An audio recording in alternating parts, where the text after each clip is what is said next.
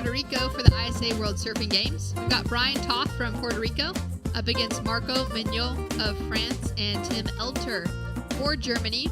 Just 3 surfers in each of the heats for men's round 4. And the top 2 will be advancing through into the main round 5. Bottom surfer will be heading into the repechage round. So it's non-elimination, which takes the slightest bit of pressure off.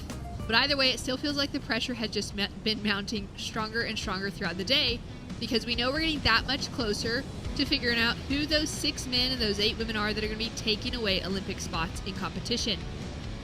Well, we're certainly proud to have Brian in the water, as we see in green the German surfer Tim working this one, little right-hander.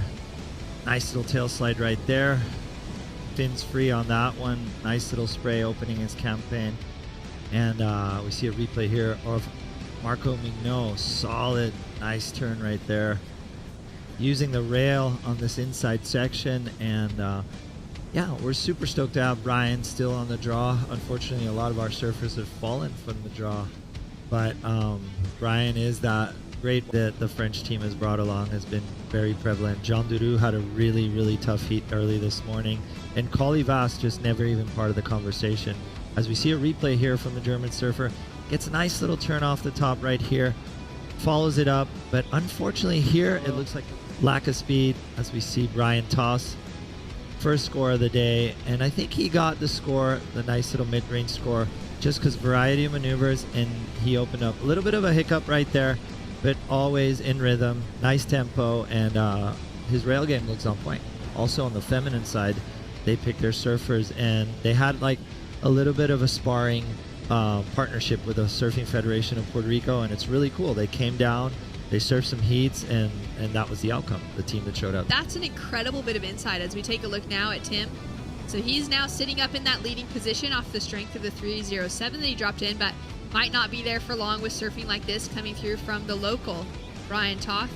Looks like a great second section and finds the finish as well. So he's going to put down a backup score, only needing a 1.74 to take away that leading position. Of course, top 2 advancing through in the main round. Bottom surfer heads into repechage. These two then, Marco and Brian, may have had some heats together. Yeah, definitely. And one thing that sticks out, Brian's backside is amazing. He's a home break, his hobos. It's a little right-hander, breaks off the rock. A bit of like the snapper rocks of Puerto Rico, and even though he's lethal in his forehand and he's totally capable, pretty nice at the moment. Pretty fun waves on offer throughout the entire day today, although more challenging conditions.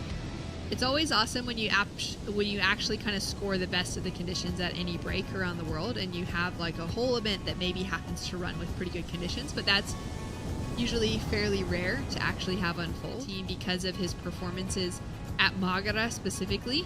We'll take a look at Tim now as he used his priority over Brian Toth on this wave. He's got a nice little pocket to work with, and he'll go for that rotation on the face of the wave. Marco now with a great looking left, opening up in front of him. First 2 turns straight off the bottom into the top turn. He'll kick out quickly, and he's going to put on a strong paddle to try and get the positioning over Tim. Like you said, for Marco being kind of hand-selected, knowing the type of wave, Tim was that similar selection for Team Germany. And he's identified that one really good wave, as we see possibly Brian Toth pick one with his first priority. Brian now chasing a 6.08 to get himself back into the lead as Marco's taking it over. Setting himself up down the line into a powerful turn to start. Goes vertical on the second, just comes unstuck on the finish. What could he have done differently there? I think he kind of got hung up on that first turn. I think he had to do more of a speed turn and really come at it at that oncoming section with a little more speed. Seems like that wave dumped pretty hard. If you could have flown off the lip, maybe touched it, might have been. Which is the type of surfer that you want in the draw when it comes to qualifying at a heavier wave like Mágara. Hopefully we get that towards finals day, and also for the Olympic venue. Yeah, and the German team did spend a lot of time down here in Puerto Rico, and I think Tim has seen every single face of what these 3 peaks in Odyssey will have to offer. So far, they've been able to avoid the extra few surfs having to fall out in the repechage rounds a little bit early, but we know that 2 of them will be heading there by the end of that heat. Yeah, and as we see on the screen, I think a little bit of strategy is in play. Tim wanting to go wide, wanting to pick one of those long waves that occasionally comes. We saw Gabriel capitalize on that strategy earlier in the morning. No stranger to El Rastreal. Tim knows what he has to do. Obviously, Brian with first priority, waiting for that good set. And I do have to say that Marco has maybe touched it, maybe kind of progressed on it instead of going that vertical. That might have been, but it looks like he was waiting for the section. This was a nice section to hit right there, but unfortunately he came unstuck. Taking one more look at it here, so it'll just be this first turn that kind of counts. Like you said, kind of had to cut it short, eyeing up that next section that was standing up pretty fast. So he's sitting in second, and we'll take a look now at the replay from Marco Mignot, who found a piece of the action as well. Yeah, this was a 6-point ride. Really fluid, had nice maneuvers, and you could see the intent on that last one. He wanted to get back on his board and get back into that priority conversation, as we see on screen. Everybody looking at live action as we can broadcast this from isasurf.org for everybody out there.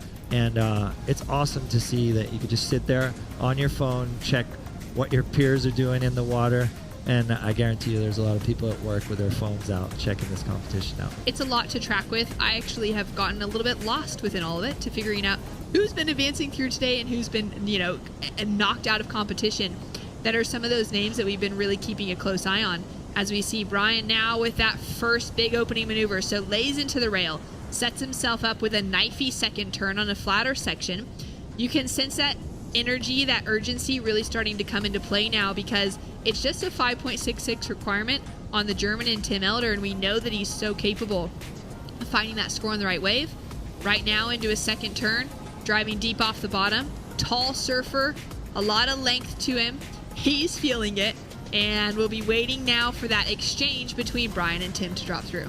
Yeah, that was clutch right there for the German. He got the wave to get more vertical. He did get that vertical snap right there. Really good fluid in the turns before.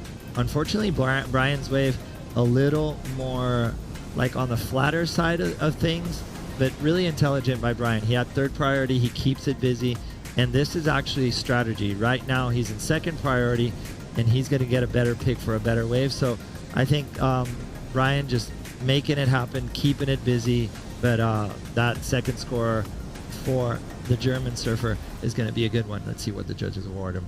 Scores to drop now for last exchange. Marco Mignot sitting in the leading position with that first priority. Basically a flat 5 to make it through in the advancing position. Top 2 heading into the main round, bottom surfer into repecharge. And you can see Tim is not going to have an easy shot with this last final. Right behind him, and that's exactly where they want him. Right in the middle. They're going to give him a look at this one. He needs a 5-point ride. He's going to need to do something big. Wave shuts down in front of him. Goes for one huge forehand hack. Looked great. Would he have needed more before that final maneuver? I think with the scores that we've seen on the board, one maneuver would have to been on a bigger wave. Brian they're looking at waves of consequence. They're looking at waves that are a bit more dramatic, and that just didn't seem like one of them.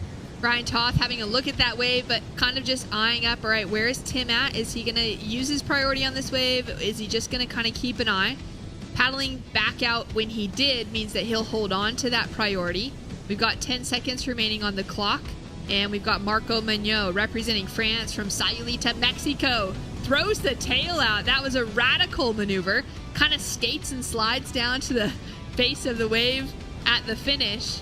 And he'll just put together his victory lap on his way in. That was a victory flip. Definitely a flip. I really like the sideways boogie on that last one. And I do have to take my hat off France. Really sticking to their strategy, really sticking to their consistency.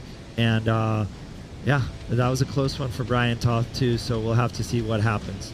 Wowee. Well, scores look like they have come in. And we've got a 3.53 for the final score of Tim Elter out of Germany. He stays in third place, and Brian Toth holds on to second for Puerto Rico into main round 5 alongside Marco Mignot of France.